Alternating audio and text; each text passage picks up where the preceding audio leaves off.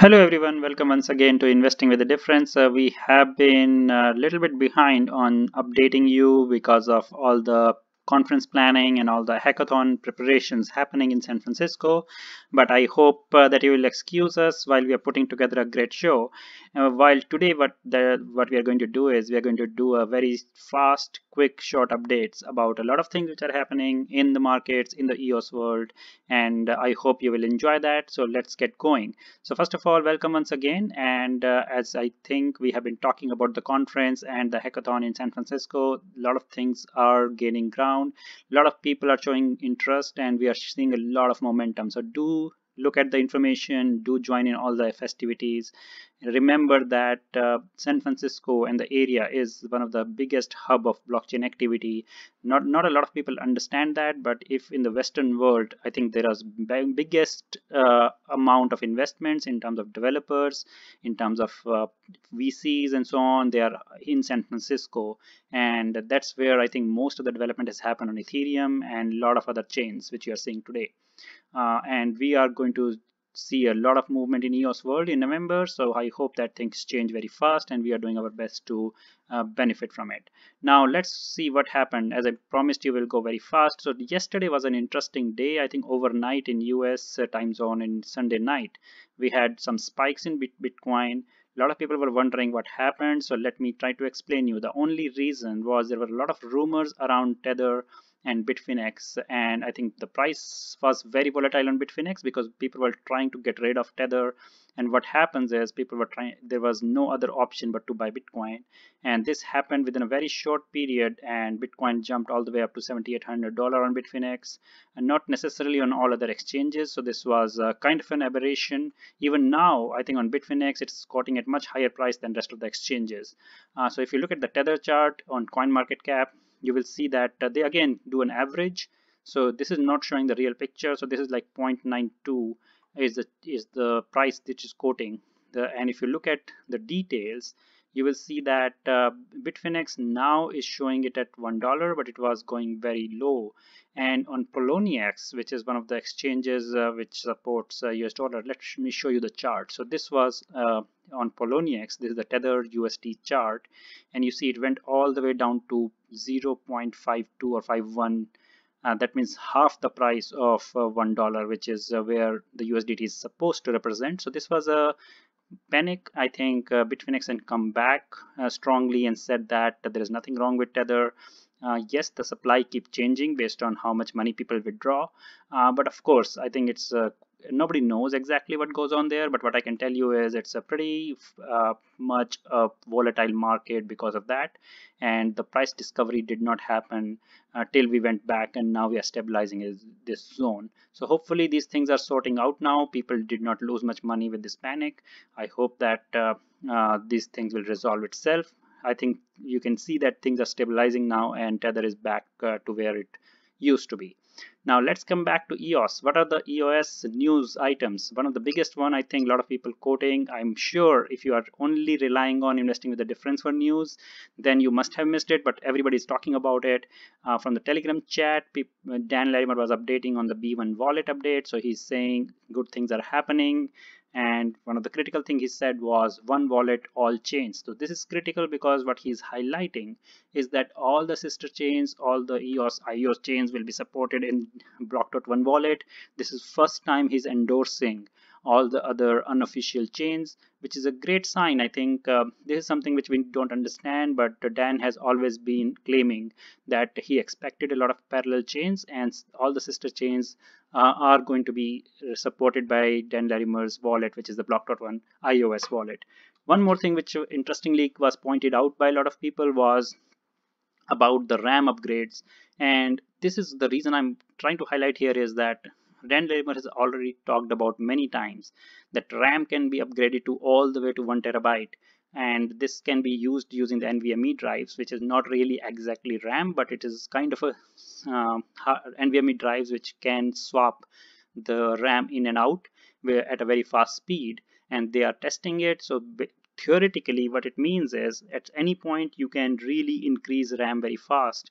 It will be great for developers. It will be great for mainnet if the RAM prices come down. But remember, if you're a RAM speculator, this is something you need to be prepared for, and be careful out there, because this is all about technology. If you are not understanding the risks, if you don't plan to use the RAM, you can have a risk of a big sudden price movement which can go down once people realize this. So this is a few updates from Dan. I think we are still waiting for a lot more apps. I think a lot of things are dependent upon Apple App Store. So again, going back to the wallet itself, I think it's mostly dependent on when it will get submitted and approved. There are a lot of rumors going on that it is already submitted, and perhaps we will see it before the Cape Town grand finale of Hackathon. We should have this app in our hands. So we are all waiting for it. Now let's go to the dApp radar. I think that's what is becoming a hub for figuring out what are the EOS dApps and how they are doing. People are not realizing that there are a lot of gambling apps which go up and down, but EOS Nights has been, I highlighted this in early days, this is a very basic game, but this is like looking like a very stable in the users, and it is kind of on the top. I still don't know what is PRA Candy Box. I don't know, I have not heard many people using it, so exactly, and we don't see any EOS volumes here, so I would still like to learn it. But overall, I think from the actual transactions perspective, it's a low cost, low volume game, but it is very active users here. Bet Dice, I think dice games have always been on the top. EOS Bet again had a hack, by the way. If you are hearing the news, they lost a lot of money again, 330K US dollars in one of the vulnerabilities. So I think this is something which we need to understand, that be careful. Again, no user lost the money, it is mostly the house money which they are losing in these attacks, but I'm sure they're making a lot of money because they have huge volumes. But what is happening is they're losing a lot of people now because of these hacks. I think they have to fight it out and make sure their smart contract is tight. Again, these hacks have nothing to do with EOS. There is no problem. It's all about smart contract. When you're writing an app, how well you write the smart contract, that defines how vulnerable you are or how safe you are. So any developers watching out here, success comes with a cost that you can get attacked. So try to build your dApps which are watertight and they are not vulnerable. Now Bet Dice in the meantime is continuously gaining users, and they are benefiting from EOS Bet, and they are now, and my EOS Vegas, which I did a video on this. I like this because this was a little more advanced. They were doing a video poker. Do watch that video. They are actually gaining users very fast, and it is I'm liking it because as I say that it's all about how you can really give a real world app experience, and that's what my EOS Vegas is doing. It's much more complicated than Bet Dice, and they have managed to build a Vegas style video poker machine on your screens. And that is amazing because that's something which shows you the power of blockchain, where everything is running on chain, and you can really use these apps without worrying about the house and all those things. So let's see how these things go. I think gambling is still very popular, but what we are seeing is exchanges are still keeping track. I think airdrops are seeing a lot more volume, which is a great sign. We do need all the airdrops to do better, and Karma, which is doing very well, which is a great sign. I think this is one of the app which is nothing to do with gambling, nothing to do with gaming, and this is doing well because people are just giving karma to each other for the work they are doing and for the doing good in the society. I think that is amazing use case for a free chain, because right now you're not talking about value, you're talking about transferring these tokens where you're not worrying about gas cost, and this is amazing, and I am happy to see there.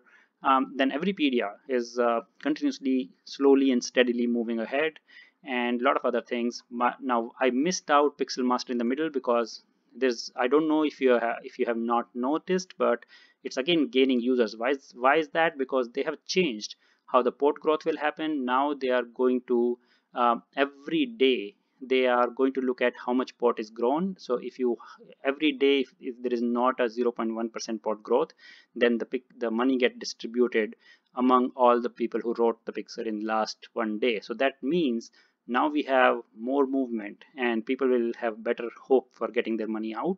So that is what is expected. So Pixelmaster is at least moving ahead. I would still say that they should do 0.5% instead of 0.1%, because 0.1% is still too slow.